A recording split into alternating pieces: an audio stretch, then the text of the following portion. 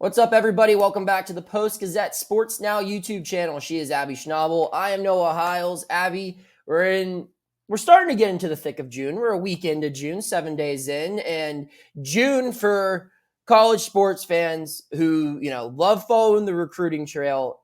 June is the biggest of the official visit months. It's when everyone starts going. Soon, also, basketball, I want to say next week is when they could start contacting members of the class of 2025. Some great local talent there, which is what we'll probably get into next week. But for this week, Abby, Pitt entered this month with over 40 official visits scheduled. And that ranged from players from all over the country, guys from, 4 stars who are in the mix with Alabama and Ohio State, to 2-star guys who don't even have an offer from Pitt yet. That's how many different types of players that are coming on campus for Pitt right now. And so far, as of the time we're recording this Wednesday afternoon. This will air on Thursday.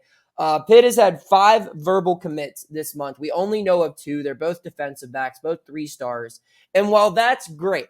Pitt continues to stack up these verbal commitments. They have 16 verbal commits. We know of 13 of them. They're currently ranked 18th in the country as far as a recruiting class. Once those 3 other names surface, they could possibly be as high as a top 15 team in the country as far as their recruiting class, which would be terrific for Narduzzi and the Panthers. However, the one thing, at least on my mind, and I'm sure it's not just only on my mind, I'm sure it's on the minds of all of Pitt's staff, is there's still, and this could change, but as of now when we're recording, there's still one position missing from this 2024 class, and that's a quarterback. And while, it's important for every team to, everyone needs a quarterback. It's the most important position in all of sports. It's specifically important for this Pitt team when you look at their depth chart with their 4 quarterbacks on scholarship. 2 of them are transfers in. This is a program that hasn't really done the best job at developing talent under center. Not just through Narduzzi's tenure, but in years past. There's one very dramatic success story that we can all point to, and he's still playing in the city, and a lot of people like him. But I think the reason why so many people like that guy is because he was a bit of an anomaly, where most of the other successful quarterbacks under Narduzzi's tenure were guys that did not start their collegiate careers here. So we're going to get into the transfer portal aspect for a second, Abby. But before we do that, I want to say, if June ends, we still have how many days are in June? 30. So we have 23 days remaining in June. If those 23 days come and go and there is not a verbal commit, that's a quarterback for Pitt's 2024 class, is there reason to panic? Is there reason to worry? So I want to, before I really get into the answer to that, I want to take a look at those 4 scholarship guys that we know heading into the season. You got Jurkovec, redshirt senior, Vayer, redshirt sophomore, Nate Yarnell, redshirt sophomore, and Ty Diefenbach, true freshman. So those are the guys you have coming in, and you can, Jurkovec will be done after the season, and then likely potentially some transfers out. And so I can see the case made for, we really want a 2024 quarterback, and we want to know this person now. I'm not personally worried for Pitt if they don't have one by the end of the month. And here's why. Okay. First of all, tons of time. 2024 is a whole year away. Yeah, you want to get your best guys early and you want to get them now. However, there's time. They don't necessarily, they've got a quarterback for next year, one way or another. Yes, you want to bring in someone to start developing them, but even when you look past these scholarship players, they do have a handful of guys not on scholarship to try and develop and potentially become in the rotation for starters, maybe. The other thing to factor in is we're in the era of the transfer portal, and I don't think that you necessarily need a true freshman anymore to come into your program and develop. I mean, look at Jurkovec, for example, just because of the fact that he came in earned the starting spot right away. And granted, he's working with a guy that he used to work with, and it makes sense. But this is a guy who came in 1 year of eligibility left and earned that starting spot. And that's the theme that we're seeing more and more in college football. I mean, there was a handful of success stories you can point to from CFB last season in the QB role. I mean, Bo Nix at Oregon, Michael Penix Jr. at Washington, Caleb Williams at USC. Those guys were playing at new teams, earned those starting spots, and had the best seasons of their careers. And I think that's just more and more what we're going to in today's day and age is we're seeing guys not necessarily jump from school to school, but it's not necessarily going to be, oh, we picked this guy out of high school and he's our quarterback, especially within Pitt's program. Like you pointed out, Kenny Pickett is a great anomaly, great success story within things, but that's not how it has been for Pitt. And so, I won't be worried. Granted, there are great success stories of guys within the program you can look to from last season as well. Noah told me I couldn't use the example of Alabama's Bryce Young and Ohio State's CJ Stroud, which makes sense. They were 5 stars coming in. Pitt's probably not going to get a 5-star. I'd be shocked if Pitt gets a 5-star. Yeah. But another good one is I mean, look at the season Kansas had under Jalen Daniels, who was a guy who paid his dues to get to that starting spot. And so, there are two sides, and both have had success. I think the one that has had the most success, especially within Pitt's program, are the transfers. And that's why I won't be worried if by the end of the month they don't have a true freshman. Would I love to see them have a true freshman verbal commit? Absolutely. But I won't be worried if they don't. Okay, here's where I'm going to disagree. I do agree that there is time. However, there's also not a lot of time until camp starts. And I think if you were to ask that coaching staff, would you like to have at least one freshman verbally committed in this class before you start training camp, knowing that that's not weighing on your conscience, that we still got to get our quarterback of the future?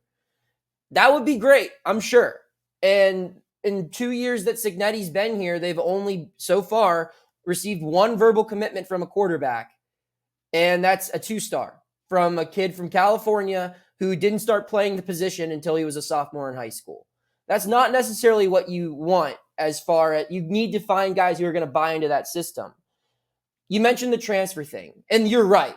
And you know what? And if Pitt can go get a guy like Bo Nix, who started as a freshman at Auburn and started 4 years at Auburn, I think, or 3 years, and then went to Oregon, if they can get a guy like that, then do it.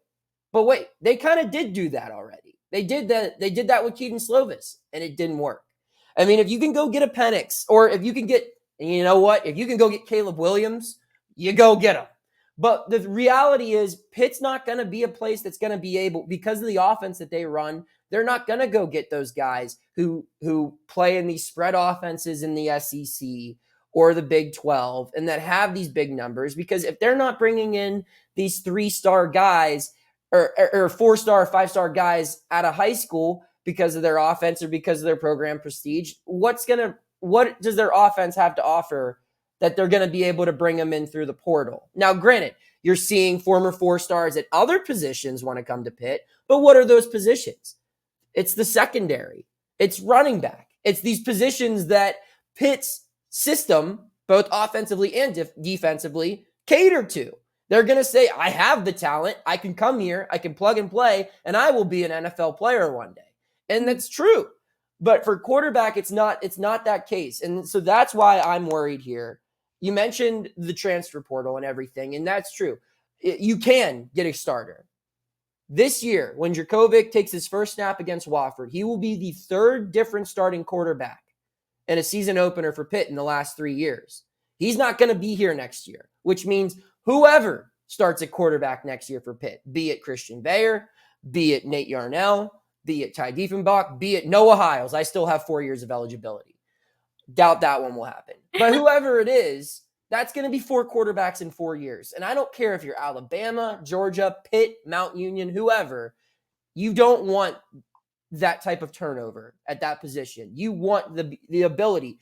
Granted, if you've got a kid that you feel is 1 year away from being able to take over, That's what maybe you want, is we'll get a guy from the portal. He can be the bridge quarterback. And ideally, when Slovis came in, that was the plan for him. He had 2 years of eligibility. The plan was to bring him in, probably play 1 or 2 years. And at that point in time, they had a verbal commit named Kenny Minchie, who's now on Notre Dame's roster. He was a 4-star, and he was going to take over as a redshirt freshman. I'm sure that was the plan at Pitt, but it didn't work out. And right now, yes, Pitt knows Pitt 99% has its next starting quarterback on this roster. It's either going to be Veyer or Yarnell. My guess is the guy who loses that battle probably transfers out. So now you're 4 starting quarterbacks on scholarship. That number gets cut in half to 2. And sure, you can get 1 through the transfer portal, but if you have to get a second one through the portal as well, now you're looking at 75% of the most important position on your roster being guys that aren't familiar with your system. They're all learning the playbook fresh. And sure, a high school kid is also learning the playbook fresh, but the intention is when you bring in a high schooler that they will sit down and they will learn it, and they can start watching the film when they're a senior in high school to get an idea of what you're running.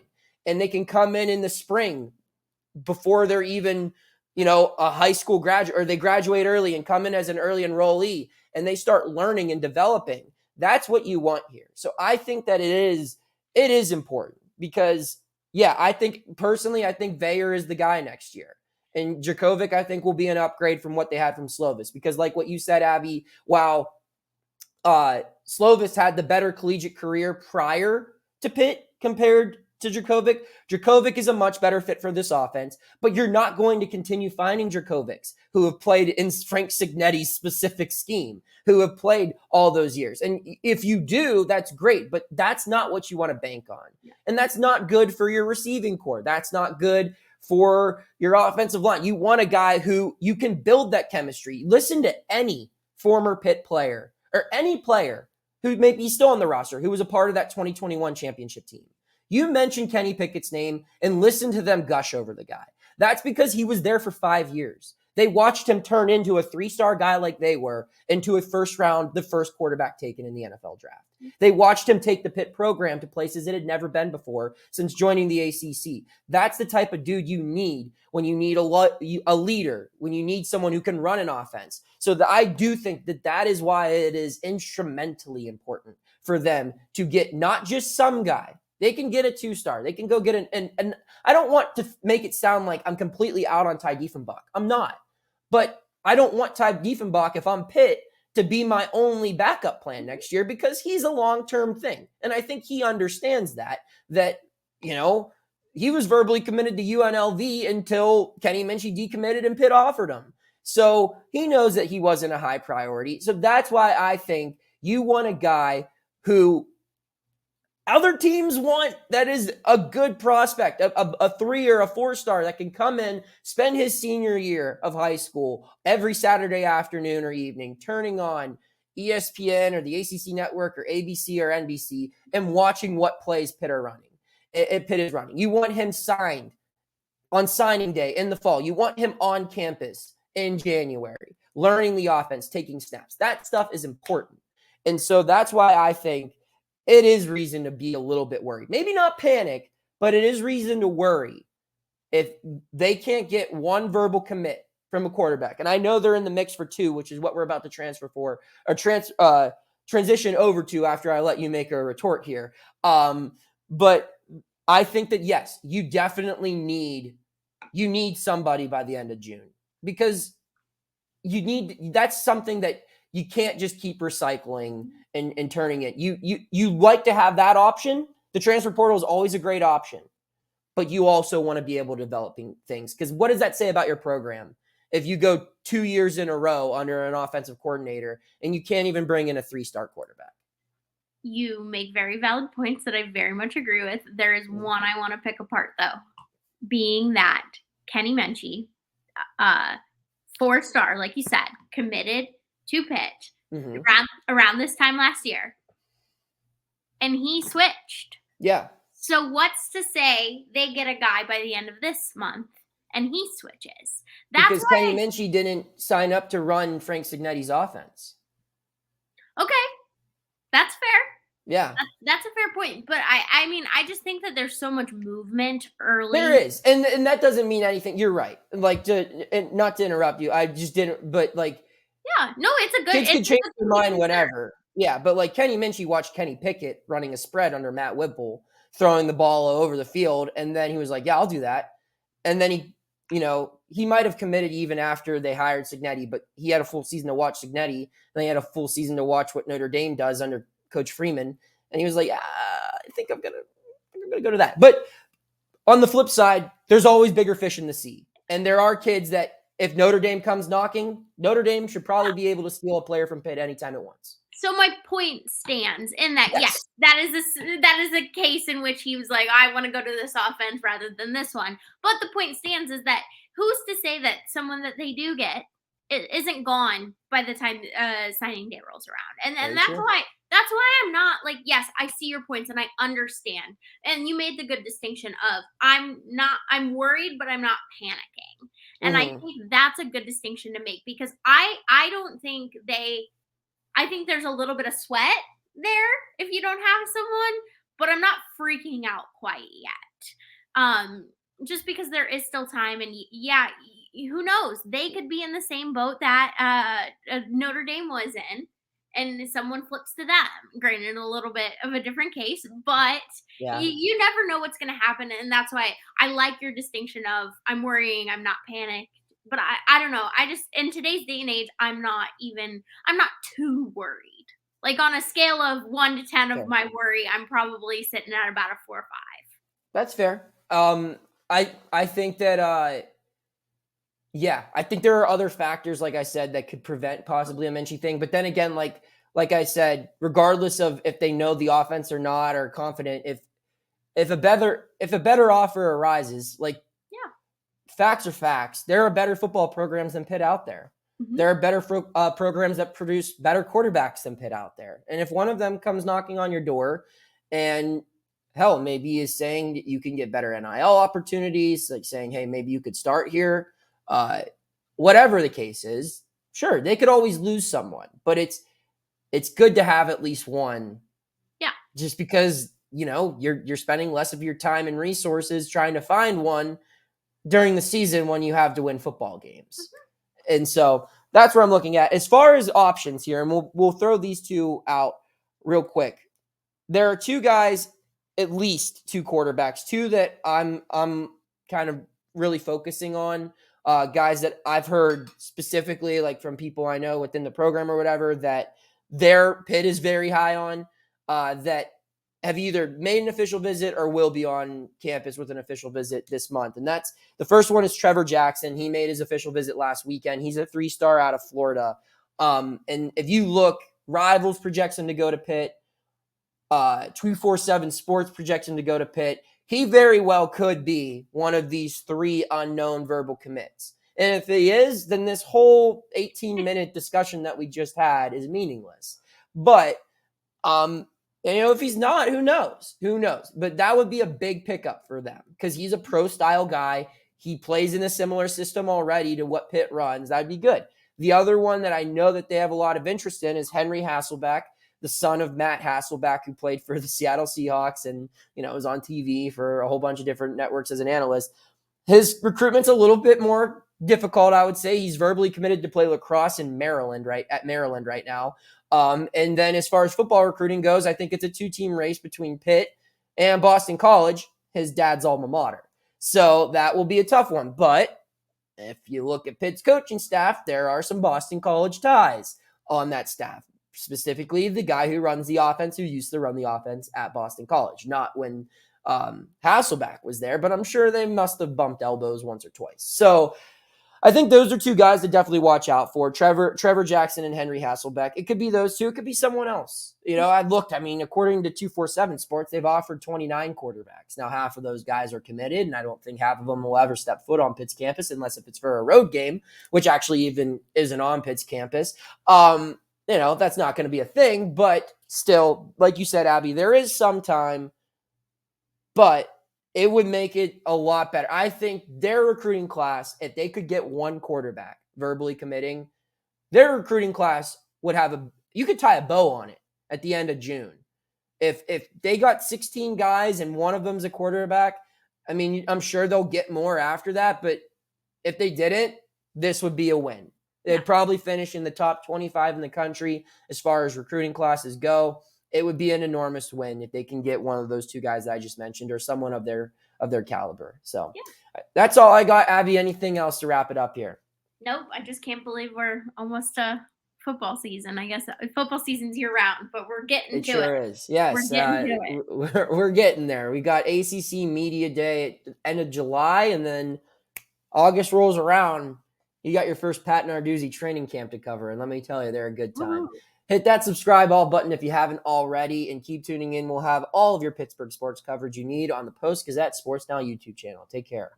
Thank you for checking out this content from Post-Gazette Sports. If you liked the video, please like it and subscribe to our YouTube channel. If you enjoyed it on Apple Podcasts, please rate us 5 stars on Apple Podcasts. For 6 months of digital access to post-gazette.com for just $6, click the link down in the description.